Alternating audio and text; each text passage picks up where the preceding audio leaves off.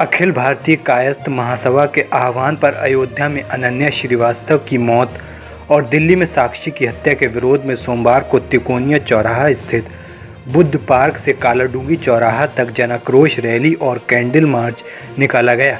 इस जनाक्रोश रैली और candle march में विभिन्न संगठनों से जुड़े महिला और पुरुषों ने बड़ी संख्या में भाग लिया। सभी लोगों ने एक स्वर में अनन्या और साक्षी को न्याय दिलाए जाने की पुरजोर मांग की।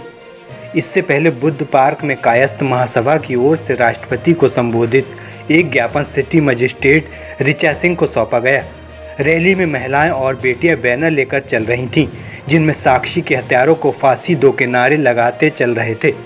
वहीं कालाडूंगी चौराहे पर मोमबत्ती जलाकर अनन्या और साक्षी को श्रद्धांजलि दी गई।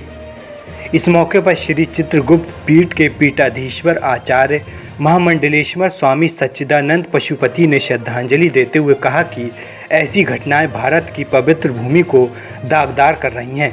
ऐसी घटनाएं दोबारा ना हो, इसलिए अब इन बच्चियों को सच्ची श्रद्धांजलि देने के लिए हम सभी को एकजुट होकर ऐसे कड़े कानून बनवाने की ओर सरकार का ध्यान आकर्षित करना होगा, जिससे दोषियों को तत्काल प्रभाव से मौत की सज़ा दी जा सके।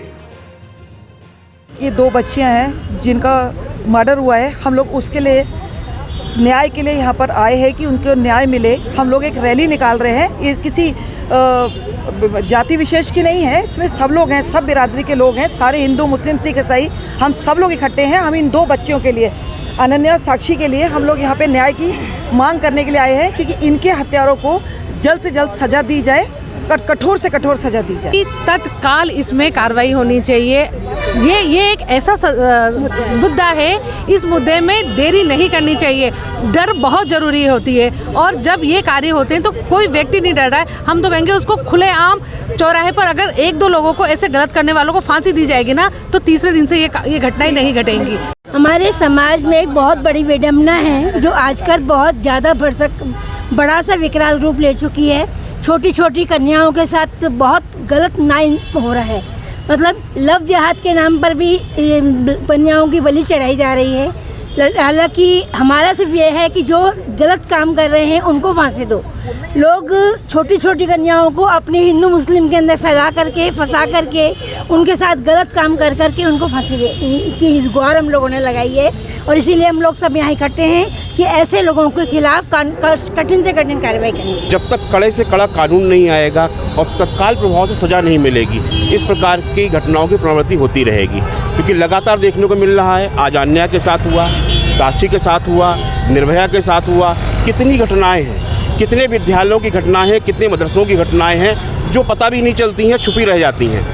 और कई घटनाएं जो सामने उजागर होती हैं, उस पर लोग निकलते हैं, नाराज़गी जाहिर करते हैं। लेकिन कब तक?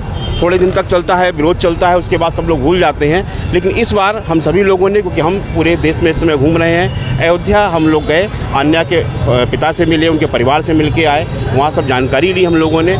सभी से मिल रहे हैं, पूरे देश के अंदर जाना हो रहा है। हम देश की तरफ से एक मांग कर रहे हैं और शीघ्र ही हम लोग एक जनहित याचिका दायर करने जा रहे हैं कि आगे कोई भी अगर ऐसी घटना होती है तो उसके लिए ऐसा सख्त कानून बन के आए जिसके तत्काल प्रभाव से इसमें सज़ा में देरी नहीं होनी चाहिए। क्योंकि हमेशा देखने को मिला है, विद्यालय में सीधे कह दिया था वहाँ का कैमरा ख़राब था, साक्ष्य मिट जाते हैं, सज़ा मिट जाती है।